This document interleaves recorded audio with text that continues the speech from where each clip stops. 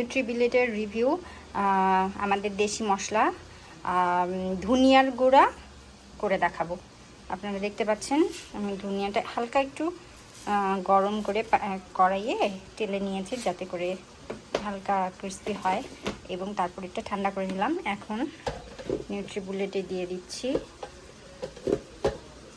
এই যে এটা এখানে এভাবে চাপ দিয়ে এখানে নবটা ঢুকিয়ে দিলে এটা অন হয়ে যাবে। এটার কোনো আলাদা কোনো বাটন নেই। হ্যাঁ, দেখুন।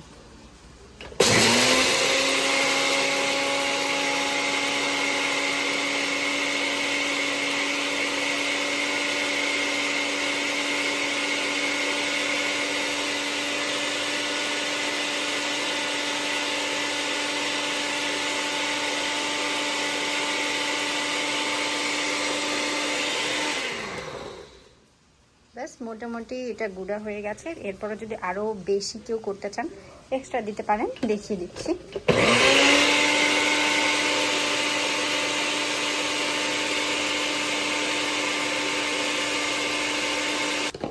এই যে আমার ধনিয়ার গুঁড়া একদম রেডি। নিউট্রিবিলেটে এখনই তৈরি করে ফেললাম।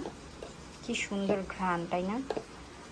নিউট্রিবিলেট সম্পর্কে বলবো যে আমি কোরিয়াতে এসকে ম্যাজিক ইউজ করেছি, তারপরে কি নাম ভুলে গেলাম, কোরিয়ান একটা অনেক ভালো ব্র্যান্ড, আমি নামটা ভুলে গেছি, পরে বলবো, ডিসক্রিপশানে দিয়ে দিব নে। এটা তারপর আমি ইউজ করলাম। কোরিয়ান প্রোডাক্ট অনেক ভালো, ওটার পরে আমার এখানকার এটা অনেক বেশি ভালো লেগেছে। কোরিয়ান প্রোডাক্ট হয় কি, এখানে আসলে পরে ভোল্টেজ ডিফারেন্সের কারণে কাজ করতে চায় না। এর জন্য আমি একটা নতুন নিলাম, চেক করে দেখলাম এটা কেমন। বেশ ভালো, আমার কাছে সব কিছুই ভালো মনে হচ্ছে। মশলা হচ্ছে, জুস হচ্ছে। আমি সেদিন বিফ